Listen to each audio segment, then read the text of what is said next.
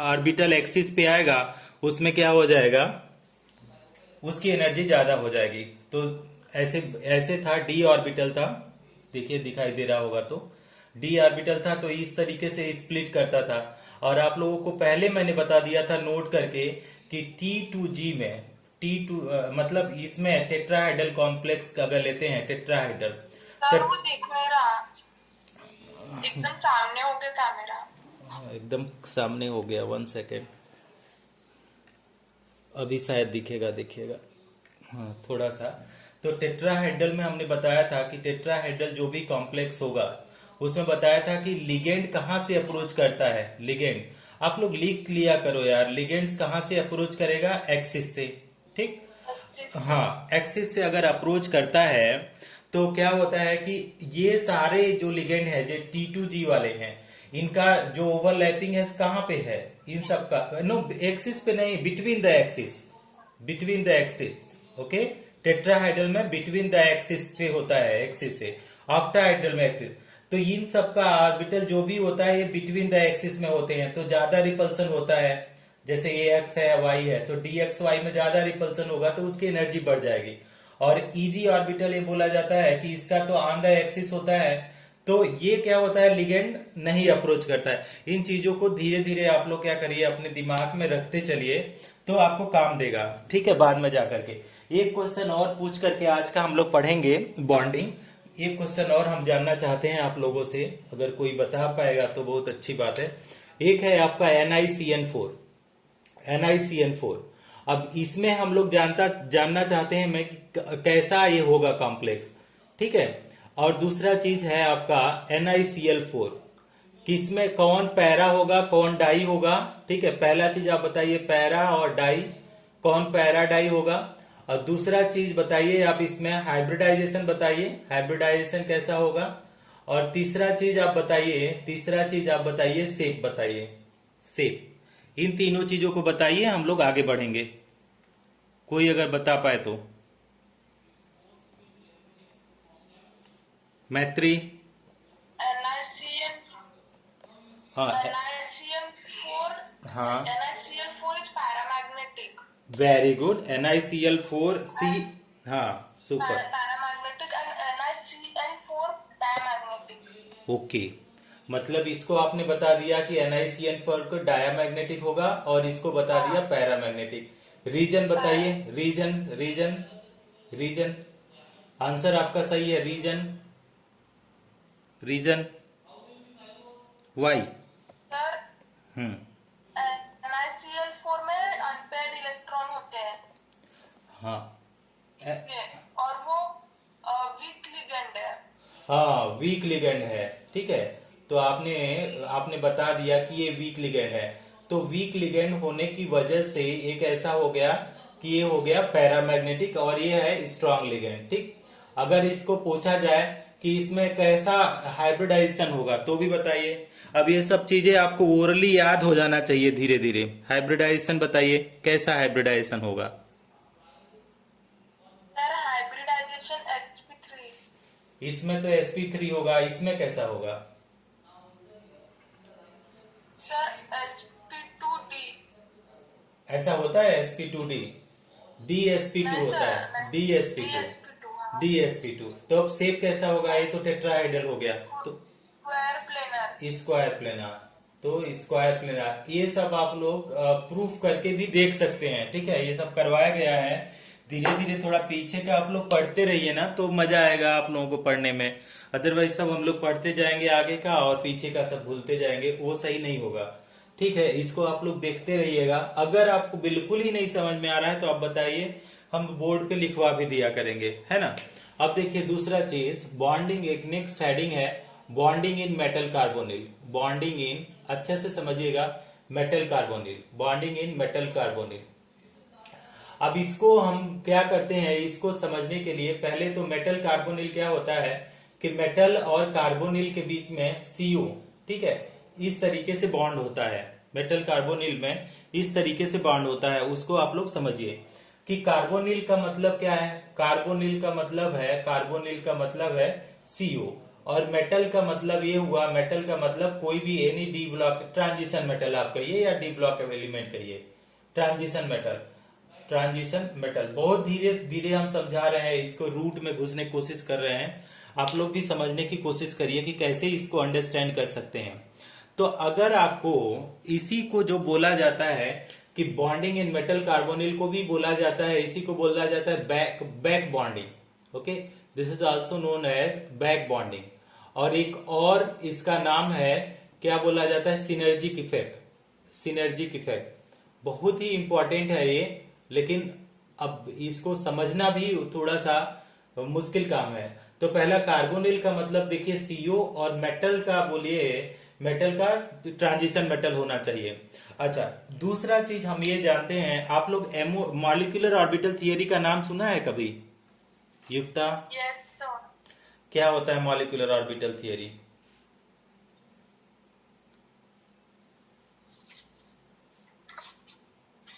युक्ता, MOT का नाम सुना है?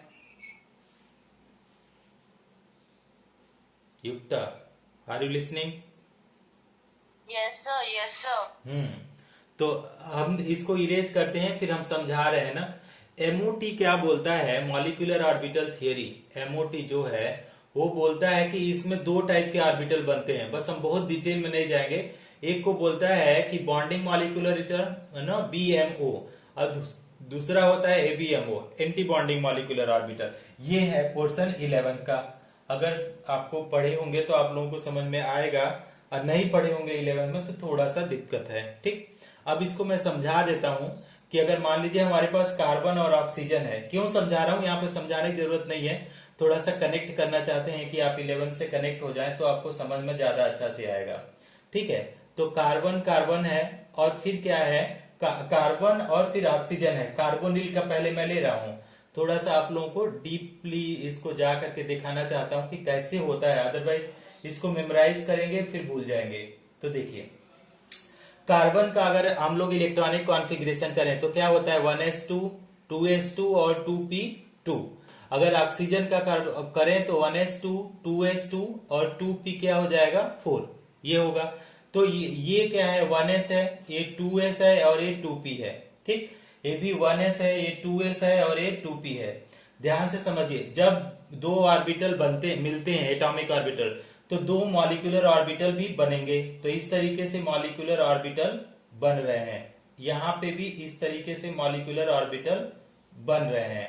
और यहां पे देखिए, यहां पे एक और टाइप का पी ऑर्बिटल जब बनेगा तो पी ऑर्बिटल 3 इधर से मिलेगा, 3 इधर से, तो कितना बनेगा, 6 मॉलिक्यूलर ऑर्बिटल बनेंगे।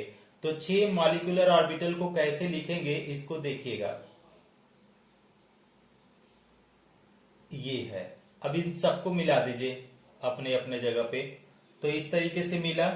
अब ऊपर वाला जो होता है, कौन सा बॉन्डिंग होता है, नीचे वाला कि ऊपर वाला, कोई आइडिया? कौन सा बॉन्डिंग मॉलिक्यूलर ऑर्बिटल होता है, ऊपर नीचे? सर ऊपर वाला। ऊपर वाला क्या हो जाता है, बॉन्डिंग और एंटी बॉन्डिंग। चलिए, ऊपर वाला एंटी बॉन्डिंग होता है। देखिएगा, अब हम भर रहे हैं, 6 इलेक्ट्रॉन भर रहे हैं इसमें। कार्बन में 6 इलेक्ट्रॉन है ना, 6 इलेक्ट्रॉन, और इसमें कितना इलेक्ट्रॉन है, 8 इलेक्ट्रॉन इसमें भर रहे हैं। 1 2 3 4, ठीक, 3 4 5 और 6, ठीक, इधर में 8 इलेक्ट्रॉन, 1 ना, 1 2 3 4 5 6 7 और 8, 8 हो गए। टोटल इलेक्ट्रॉन अगर जोड़ के बताएं, कार्बन और ऑक्सीजन में मिला करके कितने इलेक्ट्रॉन है, टोटल इलेक्ट्रॉन? 14 इलेक्ट्रॉन है। अब 14 इलेक्ट्रॉन है तो इसको 14 इलेक्ट्रॉन को मॉलिक्यूलर, ये जो है मॉलिक्यूलर ऑर्बिटल है, और ये आपका एटॉमिक ऑर्बिटल है इधर वाले। तो मॉलिक्यूलर ऑर्बिटल कब हुए, जब एटॉमिक ऑर्बिटल मिले। तो देखिए 14 इलेक्ट्रॉन ऐड करिए, 1 2 3 4 5 6 7 8 9 10 11 12 13 14। अब देखिए 14 तो आपने भर दिया, लेकिन इसमें क्या हुए, ये वाला जो है, ये वाला ऑर्बिटल, ये वाला इलेक्ट्रॉन, ये क्या है, ये 2 इलेक्ट्रॉन है ना, तो ये कौन सा है, मान लीजिए हमारे पास ये जो ऑर्बिटल है, इसको आप मान लीजिए सिग्मा 2pz है, सिग्मा 2pz। आप लोग को अगर 11 में पढ़े होंगे तभी समझ में आएगा। जो आपका सिग्मा 2p z है, इसके पास लोन पेयर इलेक्ट्रॉन है, और ये क्या है पाई स्टार 2p x, और ये है पाई स्टार 2p y। तो इसमें क्या है वैकेंट ऑर्बिटल है पाई स्टार 2p x और पाई स्टार 2p y। ये क्या है वैकेंट ऑर्बिटल है कि नहीं वैकेंट ऑर्बिटल? देख के बताइए युक्ता। युक्ता कुछ समझ में आ रहा है युक्ता? Yes sir. हाँ है ना? हाँ अच्छा देखो, तो इसमें क्या है एक में लोन पेयर है ना, एक में लोन पेयर है। थोड़ा सा आप समझो यहाँ पे, इधर में देखो, यहाँ पे ऊपर में तो वैकेंट ऑर्बिटल है ना, ऊपर में वैकेंट ऑर्बिटल, यस या नो? Yes sir. तो ऊपर में वैकेंट ऑर्बिटल है, तो ये क्या करेगा vacant orbital accept lone pair electron, ये क्या करेगा एक्सेप्ट लोन पेयर इलेक्ट्रॉन करेगा कि नहीं? अगर वैकेंट है तो लोन पेयर इलेक्ट्रॉन वो एक्सेप्ट कर सकता है, यस या नो? Yes sir. और ये अगर इसके पास इलेक्ट्रॉन पेयर है तो ये क्या करेगा इट कैन डोनेट कर सकता है, इट कैन डोनेट। बात समझ में आ रही है? Yes sir. हाँ अब इसमें देखिए, अगर इसी को थोड़ा सा और अंडरस्टैंड करिए तो दोनों के, अब इसको हम इरेज कर दे रहे हैं, बस इतना हम आप लोगों को लेना चाहते थे, बस इतना मैं समझाने के लिए इतना गुणागणित किया हूं कि ये अगर आपको समझ में आ गया तो that easily you can understand. अब एक स्क्रीनशॉट आप ले लो, अगर आप खुद से पढ़ोगे तो it will be helpful to you. Take a screenshot. Done sir. Very good. अब देखो हमारे पास मेटल का बॉन्डिंग इन मेटल कार्बोनिल का मतलब क्या हो गया, the bond between metal and carbonyl is known as, ऐसे लिखते हैं द बॉन्ड बिटवीन, ऐसे भी लिख सकते हैं सिंपल लैंग्वेज में, द बॉन्ड बिटवीन कहां बिटवीन मेटल एंड किसमें metal carbonyl carbonyl is known as, क्या बोला जाता है, is known as metal carbonyl bonding, is known as metal carbonyl bonding. अभी हम इसको और अच्छे से डिफाइन करेंगे मेटल कार्बोनिल बॉन्डिंग। अब इसमें थोड़ा सा आप समझिए कि मेटल है, और मेटल किस ब्लॉक का एलिमेंट हम बोले थे शुरू में, कोई आइडिया? आप लोगों को मेटल बोला था, लेकिन किस ब्लॉक का मेटल बोला था? Transition metal. ट्रांजिशन मेटल का किस ब्लॉक का, ट्रांजिशन मेटल कौन सा ब्लॉक हुआ? Transition D block. Transition metal मतलब क्या हुआ? D block. अगर डी ब्लॉक हुआ युक्ता तो कितने ऑर्बिटल डी ब्लॉक में होते हैं? डी ब्लॉक में कितने ऑर्बिटल होंगे, या डी ऑर्बिटल कितने टाइप का होता है? डी ऑर्बिटल कितने टाइप का? सर 5। हाँ वेरी गुड सुपर। तो 5 ऑर्बिटल लिया, तो देखो हम कैसे लिख रहे हैं ना, एक ऑर्बिटल हुआ, ये 2 ऑर्बिटल हुआ, 3 ऑर्बिटल हुआ, 4 ऑर्बिटल हुआ, और यहां पे कौन सा ऑर्बिटल हुआ? 5वां ऑर्बिटल। ठीक। अब अगर अभी NiCN का देख रहे थे, NiCN में तो मैत्री ने बता दिया कि NiCN में क्या हुआ, पेयरिंग हो जाता है, तो इसका कॉन्फ़िगरेशन क्या हो जाता है, D8 आ जाता है। तो D8 में पेयरिंग अगर आप कर दो इसी तरीके से 1 2 3 4, तो D8 में अगर पेयरिंग कर दो तो देखो 1 2 3 4 और 5 6 7 8 8, लेकिन एक तो वैकेंट हुआ ना, पेयरिंग हो गया तो एक तो वैकेंट बचा, यस या नो मैत्री? Yes sir. तो अब हम इसी को एग्जांपल में ले रहे हैं, तो मतलब 4 ऑर्बिटल आपके क्या है, फील्ड हो गए। ये क्या है, फील्ड ऑर्बिटल। ओके, ये जो 4 ऑर्बिटल हैं ये कैसे हो गए, field orbital. This is known as what, field orbital. Okay, ये जो 4 ऑर्बिटल हैं ये फील्ड ऑर्बिटल हैं, और ये वाला जो है एक ऐसा ऑर्बिटल है, ये वैकेंट ऑर्बिटल है, ये वैकेंट ऑर्बिटल है। अब हमारे पास कार्बन मोनोऑक्साइड को लो, CO। अब CO को जब हम लोग लेते हैं तो CO के बीच में तो एक ट्रिपल बॉन्ड होता है, इसको कोई मतलब नहीं है, ये आप लोगों को पता होगा, या तो उसको जानने की भी जरूरत नहीं है। लेकिन कार्बन के पास देखो, कार्बन के पास और ऑक्सीजन के पास एक ऐसा ऑर्बिटल है जो लोन पेयर है उसके पास, तो हमने एक बना दिया यहाँ पे लोन पेयर, और आपका यहाँ पे हमने बना दिया लोन पेयर। और ये 2 ऑर्बिटल ऐसे हैं, ये वाले ऑर्बिटल जो कैसे हैं, वैकेंट हैं, ठीक ना।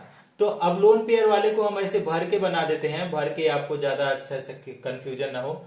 और ये जो है ये वैकेंट ऑर्बिटल है, तो दोनों के पास वैकेंट ऑर्बिटल है, तो एक वैकेंट ऑर्बिटल ए और दूसरा वैकेंट ऑर्बिटल ए, और इसके पास भी वैकेंट ऑर्बिटल ए और एक ऐसा हुआ vacant orbital. This is what is known as vacant orbital. Vacant orbital समझ पा रही हैं? इसको डायग्राम के यहां से हेल्प लेकर के समझ पा रही हैं इधर से कि दो पी ऑर्बिटल है वो वैकेंट है, तो इस तरीके से बन गया एक दो दोनों के साथ। और यहाँ पे 2pz में लोन पेयर, तो यहाँ पे फील्ड ऑर्बिटल बन गया। Is it okay Yukta? Yes, sir.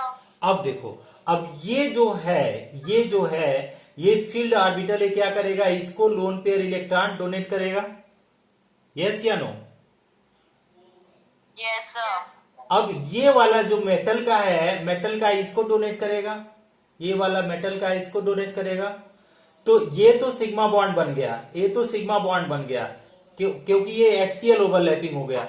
ये कैसा बनेगा, साइड बाय साइड ओवरलैपिंग बना, तो ये पाई बॉन्ड बना, क्योंकि साइड साइड से ओवरलैपिंग हो रहा है। अब इसी पाई बॉन्डिंग को known as what is back bonding. समझ में आया? This is known as back bonding, है ना? थोड़ा सा तो कठिन है ही, लेकिन अगर अंडरस्टैंड करोगे तो इससे अच्छा समझाया भी नहीं जा सकता है। इतना डीपली जा करके मैं कोशिश किया हूं आप लोगों को, तो कुछ क्लियर हो रहा है। इसको एक स्क्रीनशॉट लो, तो फिर इसको थोड़ा सा हम इसको मॉड्यूलेट करते हैं। Take the one more screenshot. Done, sir. हाँ, अब हम So 1 minute. हाँ ओ थोड़ा सा तो इरेज हो गया। Backend orbital, Done. हाँ, एक्सेप्ट लोन पेयर। चलो इधर का मैं डिलीट करता हूं। अब इसको देखो, क्या हम समझाना चाहते हैं, इसमें कुछ लिखना चाहते हैं। क्या लिखना चाहते हैं कि पहला चीज, firstly metal carbonyl gives note number 1। Okay, note number 1 क्या बोला जाता है? फर्स्टली क्या बोला? Firstly metal carbon of metal carbonyl, carbon of metal carbonyl, ये क्या होता है? कार्बन ऑफ मेटल कार्बोनिल, ये क्या होता है? Carbon of metal carbonyl gives its electron pair, give its electron pair. किसको इलेक्ट्रॉन पेयर देगा युक्ता? Gives its electron pair to vacant d orbital of metal, vacant d orbital of metal is known as and form sigma bond, and form ये क्या करेगा? and form ये sigma bond करेगा। एक ऐसा बॉन्ड बनाएगा, सिग्मा बॉन्ड। दूसरा चीज देखो, नोट नंबर है तो 1 हुआ। नोट नंबर 2, ये नोट नंबर 2, इसके ऊपर इतने क्वेश्चन पूछे जाते हैं कि जिसका हद नहीं है। ओके, सेकेंड केस में सेकेंडली इसको बोला जाता है। सेकेंडली क्या बोलता है कि मेटल ओके, साइड वाइज क्या बोलता है? Metal side wise overlap with, क्या बोला जाता है? ओवरलैप विथ, किससे ओवरलैप करेगा? ओवरलैप विथ ओके मेटल, या तो फील्ड ऑर्बिटल ऑफ मेटल, ऐसे कर। Secondly filled orbital of metal, देखो filled orbital of metal overlap with, क्या करता है? ओवरलैप विथ किसके? With vacant orbital of carbonyl, vacant orbital of carbon लिखो सीधे, कार्बन। एंड फॉर्म क्या? एंड फॉर्म कौन सा बॉन्ड बनाएगा? हम इसको पाई बॉन्ड तो ब्रैकेट में लिख रहे हैं, एंड फॉर्म बैक बॉन्डिंग, ठीक? And form back bonding which is known as synergic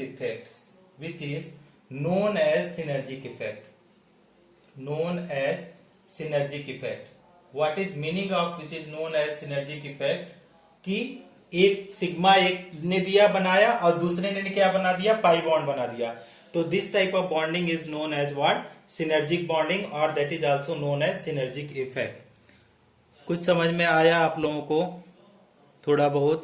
Yes, sir. कि बोल रहा है कि crystal field stabilisation energy for high spin D4 octahedral complex, ठीक है? तो डेल्टा नॉट पूछा जा रहा है। डेल्टा नॉट किसके लिए पूछा जा रहा है? या तो बोलिए C S F E for किसके लिए पूछा जा रहा है? D4 इन हाई स्पिन, किसके लिए? हाई स्पिन के केस में पूछा जा रहा है। CSFE for D4 in high spin octahedral complex. Okay, octahedral complex. अब इसके लिए हमको बताना है, ध्यान से समझेंगे। 0 पॉइंट ये कितना है? 6 डेल्टा नॉट दिया है, 1.8 डेल्टा नॉट दिया है, 1.6 डेल्टा नॉट दिया है और 1.2 डेल्टा नॉट दिया है। ठीक है, ये भी पूछा गया है, जेईई एडवांस में पूछा गया है। ABCD ये करके आंसर दिया गया है। अब इस क्वेश्चन को हम लोग करने की कोशिश करेंगे कि कैसे कर सकते हैं। तो इसको करने का हम लोग बताए थे, मैत्री ने अटेंड भी किया था क्लास को, तो उसको शायद समझ में आ जाए मैत्री को। यहाँ पे मैंने बताया था कि हाँ, कौन सा आएगा मैत्री? 1 2 3 4 5। अब ये क्या होता है ऑक्टाहेड्रल में? मैत्री बताओ, किसकी एनर्जी ज्यादा, किसकी एनर्जी कम होती है? सर ईजी की एनर्जी ज्यादा होती है। हाँ, ईजी की एनर्जी ज्यादा होती है और T2G की एनर्जी कम होती है। T2G। अच्छा, रीजन सबको पता है, ठीक, रीजन मैं नहीं बता रहा हूं। अब हमने क्या बोला था, एक चीज मैंने बोला था कि यहाँ पे तो बैरी सेंटर हो जाता है, this is barycentre. Okay, barycentre. लेकिन बैरी सेंटर से ऊपर कितना एनर्जी है? ये बोला था कि आपका ये कितना था? प्लस 0.6 था, और ये कितना कम था? माइनस 0 पॉइंट कितना था? 4। इस तरीके से बताया था। और ये क्या था? इसी के साथ डेल्टा नॉट लिखा था और इसके साथ भी डेल्टा नॉट। अब बोल रहा है हाई स्पिन। अच्छा, हाई स्पिन का मतलब कि ज्यादा अनपेयर्ड इलेक्ट्रॉन या कम अनपेयर्ड इलेक्ट्रॉन? हाई स्पिन का मतलब ज्यादा अनपेयर्ड। तो आपके पास 4 अनपेयर्ड इलेक्ट्रॉन करेंगे, 3 और यहाँ पे 4। हाँ, मतलब ये वीक लिगेंड था तो पेयरिंग नहीं हुआ। अब इसका CSFE निकालेंगे, CSFE। तो CSFE में क्या था कि 0.6 multiply by electron, easy electron, या तो हम लोग लिख देते हैं इजी इलेक्ट्रॉन, और दूसरा चीज हम लोग क्या लिख रहे हैं? प्लस। ये कितना हो? हाँ, यहाँ पे प्लस होगा, ब्रैकेट में क्या हो जाएगा कि माइनस 0.4 और आपका T2G इलेक्ट्रॉन। ठीक, अब इसको सॉल्व करेंगे कि आपका 0.6 मल्टीप्लाई बाई इजी इलेक्ट्रॉन कितने हैं? 1। प्लस इंटू माइनस थे तो माइनस ही हो जाएगा, पहले इसको प्लस रहने दीजिए। और यहाँ पे देखिए कितना है? माइनस 0.4 मल्टीप्लाई बाई कितना हुआ? 12। ठीक, तो आप देखिए कितना आता है यहाँ पे 0.4, और यहाँ पे आपका माइनस का कितना आ जाएगा? प्लस इंटू माइनस, तो अब माइनस 1.2। अब इसको देखिए कितने? 0 पॉइंट, अच्छा पॉइंट, वहाँ 0.6 सर, 0.6 इंटू 0.6। अच्छा ये उल्टा कर रहे हैं क्या हम लोग? ये तो सही है। 0 पॉइंट, स्टार्टिंग में देखिए 0.4 है, वहाँ पे 0. ओहो, ओके ओके ओके ओके। हाँ, वेट, तो ये लास्ट स्टेप 0.4, लास्ट वाली स्टेप। हाँ ये तो 0.6 आपने बताया, और ये माइनस का क्या हो जाएगा? 1.2 ना, 1.2। तो कितना ऑप्शन आ जा रहा है? देखो कितना आएगा इसका? 0.6। तो ये आ जाएगा डेल्टा नॉट। ठीक, और साइन कैसा आएगा? माइनस में। माइनस में तो खैर ऑप्शन में दिया भी नहीं है। अच्छा, अब इसको देखो, इसमें ऑप्शन कौन सा दिया है? क्वेश्चन नंबर 16 का मैं भी देख लेता हूँ। 16 का ऑप्शन नंबर 1 दिया है, तो करेक्ट ऑप्शन कौन सा हो जाएगा? 1। अभी इस टाइप के खूब सारे क्वेश्चन पूछे जाते हैं। ठीक है, निगेटिव में नहीं दिया है, इसका ऑप्शन ही निगेटिव में नहीं दिया है, लेकिन करेक्ट आंसर तो निगेटिव में आएगा यहाँ पे। लेकिन आप ये भी देख सकते हैं कि आपका आंसर कितना आ जाएगा? 0.6। तो एक तो ये क्वेश्चन हुआ, और हम क्वेश्चन देख लेते हैं अगर कोई इस टाइप में क्वेश्चन मिले। अब एक और क्वेश्चन है, क्वेश्चन नंबर 20। अब क्वेश्चन नंबर 20 में ढूंढ लेता हूं, इसके बाद कराता हूं। इसमें ना क्वेश्चन नंबर 20। अब क्वेश्चन नंबर 20 के लिए आप लोग हमको बताना कि क्या है। ये समझ में आ गया युक्ता? कुछ समझ में आया ये युक्ता? Yes sir. हाँ, थोड़ा थोड़ा तो कोशिश करो समझने के लिए। हम आज कोशिश करेंगे कि मुझे नारायणा की बुक अगर मिल जाए तो देखते हैं आप लोगों को ज्यादा से ज्यादा क्वेश्चन कराते हैं। नेक्स्ट क्वेश्चन है आपका क्वेश्चन नंबर 20 करके है। क्वेश्चन नंबर 20 ये क्या बोल रहा है? For an octahedral complex which of the following d electron will give maximum crystal field stabilisation energy, कि किस केस में सबसे ज्यादा एनर्जी होगा। विच हैव क्या है? Which have maximum, okay, maximum CSFE, no CFSE। इसका दो नाम होता है, क्रिस्टल फील्ड स्प्लिटिंग एनर्जी या क्रिस्टल फील्ड स्टेबलाइजेशन एनर्जी। किसमें सबसे ज्यादा डेल्टा नॉट करके आएगा। इसमें कॉन्फ़िगरेशन दिया है हाई स्पिन, हाई करके दिया है, हाई स्पिन करके दिया है कितना? D6, high spin D6। इसके बाद लो स्पिन कितना दिया है? लो स्पिन करके दिया है D4, ठीक। एक और दिया है लो स्पिन D5, लो स्पिन कितना दिया है? D5। और यहां पे दिया है high spin D7, high spin किसका दिया है? D7। तो ये करके आपका A और this is B, this is C and this is D, this is. अब इन सारे केसेस में हम लोगों को ये पूछा जा रहा है कि किस में ज्यादा एनर्जी होगा। अब अभी मैत्री ने बता दिया था, शुरू में भी एक दो बार उसने बताया कि किसकी एनर्जी ज्यादा होती है। और ये भी किसका है? ऑक्टाहेड्रल, वो दिया है, मतलब ये किसका कॉम्प्लेक्स है? ये कॉम्प्लेक्स केस है ऑक्टाहेड्रल का, ठीक है। तो अब ये ध्यान देंगे कि O फॉर ऑक्टाहेड्रल होता है। तो ऑक्टाहेड्रल में आपको स्प्लिटिंग पता है कि किस तरीके से स्प्लिटिंग होता है। Eg ऊपर चला जाता है और T2G नीचे आ जाता है, ठीक। अब ये T2G है और ये Eg है। अब ये इसके लिए हम लोगों ने पहले ही बता दिया कि ये ऊपर में आपका प्लस 0.6 होता है, नीचे में माइनस 0.4 होता है। अब हमको देखना है कि किसमें सबसे ज्यादा एनर्जी होगा। अगर हम लोग ऑप्शन नंबर, अगर हाई स्पिन को हम लोग चेक करना चाहें, हाई स्पिन को, तो क्या होगा? लो स्पिन, हाई स्पिन और आपका लो। तो सबसे पहले अगर हम लोग देखा जाए ये हाई स्पिन है, तो ऑप्शन ए को चेक करिए। सबसे पहले ऑप्शन ए को चेक करिए और कोशिश करिए अंडरस्टैंड करने की। तो ऑप्शन ए में क्या हो जाएगा कि CSFE जब आप लिखेंगे यहाँ पे ऑप्शन ए में CSFE, तो CSFE इक्वल टू कितना आ जाएगा बताइएगा?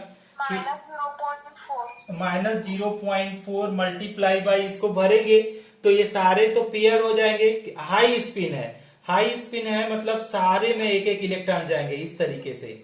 हाई स्पिन का मतलब ये 2 2 4 2 6 माइनस 0.4 आपने बता दिया, माइनस 0.4।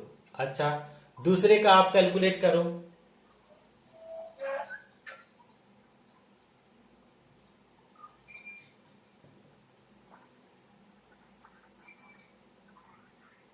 और क्या कैलकुलेट करके बताओ आप? माइनस 1.6 माइनस 1.6 माइनस क्या हो जाएगा इसका? 6 दूना 12, तो ये प्लस ही होता है क्या? 1.2। तो देखो कितना आएगा, ये तो कम है तो ये वाला निगेटिव, प्लस पॉजिटिव का आएगा। तो कितना आ जाएगा? इसको 0.4 आ गया माइनस। अगर इसको लो स्पिन वाले को करें तो लो स्पिन में सारे पेयर, इसका लो स्पिन वाले का क्या आ जाएगा? 4 से मल्टीप्लाई करेंगे तो 4 चौका 16 माइनस 1.6 डेल्टा नॉट। और इसका करेंगे, इसका लो स्पिन, तो 5 इलेक्ट्रॉन आएगा। तो 5 तो हाँ, तो एक तो यहाँ इसको माइनस टू 5 चौका 5 है ना, ये है, ठीक है। यहाँ पे एक और इलेक्ट्रॉन हो जाएगा 4 5, तो माइनस 2 आएगा, 0.2 आ जाएगा 2। हाँ, अब इसका देखो हाई स्पिन हो गया तो हाई स्पिन का मतलब ये हुआ, कितना हुआ, 2 2 4 2 6 और ये कहाँ पे आ जाएगा, तो कितना आ जाएगा 4 ना, 4 चौका 16 -1.6, यहाँ पे 6 दूना 12, तो प्लस का 12, तो कितना आ जाएगा। -2.0। हाँ ठीक है, इसका ऊपर इसका बताइए, डी का स्पिन D7 का D7 का कितना बता रही हैं। -2.0 प्लस 1.2। अच्छा यहाँ पे है आपका 4 5 है ना, 2, अच्छा 0, तो आपका 20 आ जाएगा 2.0, और यहाँ पे कितना आ जाएगा, 12 आ जाएगा। तो अगर इसको सॉल्व करेंगे तो कितना आ जाएगा, 8 आएगा, 0.8। ठीक, अब इसको देख लीजिए कि किस केस में ज्यादा है। ऑप्शन नंबर 0.4 आ गया, और ऑप्शन नंबर बी में 1.6 आ गया, इसमें 2 आ गया, और इसमें 0.8। तो आपका सबसे ज्यादा एनर्जी आपका 2.0, निगेटिव साइन पे मत जाइए, 2.0। Let me check out the question number 20, option number they have given option number 3। तो ऑप्शन नंबर 3, हाँ option number C is the correct option. Okay, तो कैसे करना है, फॉर्मूलाज आप खुद से बनाइए, और फॉर्मूलाज बनाने के बाद आप खुद से करने की कोशिश करिए। ऑलरेडी आपको नोट्स दिया गया है, उसमें ऑलरेडी दिया गया है, तो इस तरीके से कंपटीशन में आते हैं क्वेश्चन। अब हम देखते हैं, अगर मुझे बुक मिल जाए, ऑलरेडी मैं सारे बुक छोड़ के आया हूँ चेन्नई से, अगर मुझे आज बुक मिल जाता है तो शाम को आप लोगों को क्वेश्चन देते हैं टेस्ट करने के लिए, है ना। इरेज कर दूं, युक्ता समझ में आया ये क्या, थोड़ा बहुत युक्ता समझ में आया। ओके ठीक है, तो आप लोग, हाँ आप लोग अब रहने दो, हम इन लोगों को पढ़ाने जा रहे हैं 11th वालों को। 11th वाले ही ऑलरेडी आ चुके हैं, तो ठीक आप लोग ठीक है, लॉग आउट हो जाइए।